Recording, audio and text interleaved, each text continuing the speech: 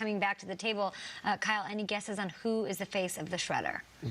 Nugent. Shred Nugent. Is that who you got? Motor City Madman? Freddie Mercury, any guesses, you guys? Ooh, Shreddy Murphy? Shreddy Murphy might be Renee Zell. It doesn't work, Peter. Doesn't work. Selva out in the newsroom and Culver. We'll be back in a sec. All right, thank you, Kay, guys. Appreciate that. Well, let's start with the good news for the Jaguars here. They have won 4 of the last 5 matchups against the Buccaneers. In fact, the Bucs have never won a game in Jacksonville. They're 0-3 overall. But all of that said, there's the bad news, and that is the Jags have lost 3 straight games and have yet to win since Nick Foles returned from injured reserve. They are averaging just a little over 16 points a game in those 2 games under Foles. He admits he's still getting comfortable in the offense, but feels they are still working on building a winning culture in Duval as well. You know, just because you're losing and just because you're struggling doesn't mean you have a bad culture. A culture is built. Great teams are built in times like this. If you handle it the appropriate way, and that's sticking together and continue to move forward and not pointing fingers. But that's very hard to do in anything we do, in any organization, in any sport, because everyone always wants to point fingers and deflect blame. But we all have ownership in who we are right now. We all have ownership in the identity of the team at this moment. But we also have the opportunity as people to change who we are. And that doesn't happen overnight. It happens a little bit at a time. So I felt like today, if I assess what we did when we went out there and practiced, it was a step in the right direction. We just have to put another step in front of that one. All right, positive thinking out of Foles there in Jacksonville. Meanwhile, Lions quarterback Jeff Driscoll dealing with a hamstring injury suffered in Sunday's loss to the Redskins, but he does say it's definitely gotten better each day. And with a short week, Driscoll's status, so for tomorrow's game against the Bears in jeopardy, David Blau received first-team reps on Tuesday and would get the start if Driscoll can't go. The man known as Duck is going to be under center once again for the Steelers. Devlin Hodges getting the starting nod over Mason Rudolph for Sunday's home game against the Browns. He replaced Rudolph at halftime of the win over the Bengals and instantly sparked the offense. He went 5 of 11 for 118 yards and a touchdown. Now, talk about team building. Hodges spent his off day this week, fittingly enough, duck hunting with teammate James Washington. So who needs paintball when you can go out duck hunting there? And that is what Devlin Hodges did with his teammate James Washington.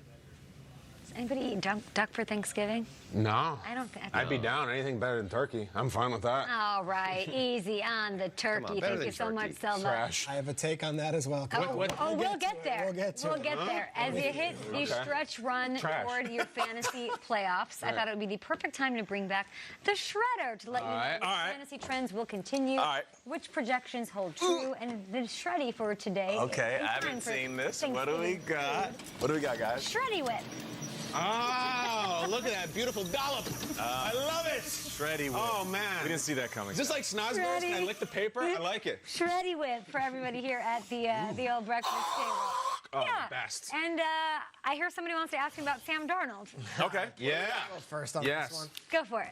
Okay, Sam Darnold will outscore all-world quarterback and MVP potential player Kirk Cousins this week. Darnold versus Cousins. If I'm starting in fantasy, who am I going with? Okay, so these are all based on the rankings. We're looking at NFL.com. Take a look at where Sam Darnold's going. He is a QB1 on this list. He's the 12th guy, but Kirk Cousins is right there at the top 6. No, thank you. Cousins has the Seahawks in Seattle. They've allowed 6 touchdowns while picking off 7 passes over their last 6. What if I told you Sam Darnold is a top 3 fantasy quarterback these last 3 weeks? I'd like it. He is crushing it. 9 total touchdowns. Whatever he's doing is working for him. Keep doing it. Just 1 interception. This offense has been clicking. He's been on fire. I think Sam Darnold outscores Kirk Cousins. I'm not shredding this. They bounce when you play, like don't it. they? They should like it. bounce. They got a little extra bounce. Hey, right? sure, man. Take a licking and keep on ticking. That's right, baby.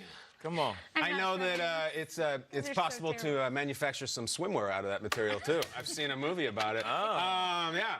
Okay, Josh Jacobs, Yes. let's talk the Raiders, will be held under 100 yards for the 2nd straight game. I have him off to the races, so I'm going to hope I shred this, and I will, because he's got a lot of 100-yard games under his belt. Looking at the rankings over at NFL.com and where he's going, I think he'll have a beautiful, brilliant bounce back, and I like where he is sitting there at 10. He's got the Chiefs. They've allowed over 100 total yards to 7 different running backs this year. They're the most generous to the position overall on the year. This is the week that Josh Jacobs says, hey, I might take that rushing title. So I feel like Jacobs with 4 100-yard games over the last 7 weeks, tied with Chubb and Christian McCaffrey over that span, gets it done. I'm going to shred this one. Get it. Okay. Come on now. Okay. Let's go. Got it. Yeah. Shred that one. I got it. All right. Finally, Kay. As the Pats travel to Houston, I propose that DeAndre Hopkins will have the best performance of any fantasy receiver against New England this season. So will he go off or will he get locked up like a Shredderable prison? We have him as a wide receiver 1 over at NFL.com. Take a look. He's actually inside the top 12 here. But listen, this is the Patriots that they're playing. The best game the Patriots have allowed to a wide receiver was way back in Week 6. It was Golden Tate in the slot who had a 100-yard game. Like one big pass, too. Yes, DeAndre, that's exactly right. The 4th highest scoring receiver on the year. But Stephon Gilmore is no joke, coming off a complete shutout of Amari Cooper last week. I don't know, slot receivers like Tate, Cole Beasley, Randall Cobb have put up some numbers, but no outside receiver even has more than 70 yards against this defense.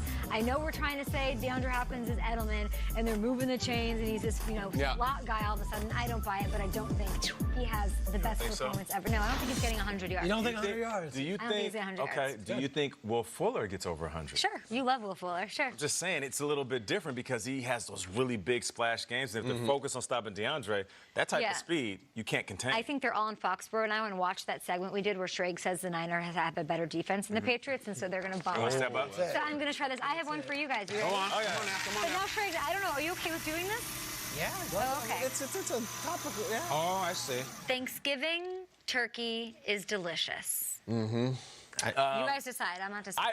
You know what? I like it. I like it because it might not be perfect in the moment, but the moment Thanksgiving is over, you can make a mean turkey sandwich. If you coat it in enough butter, salt, and gravy, I can make this pen taste good. When the Pilgrims were around doing this thing, weren't there a few pigs they could chop up and then maybe do a ham for thing? Why the turkey? Trash. I don't like turkey. Trash. I hate being so negative. I think we all have a good sentimental feeling for the turkey.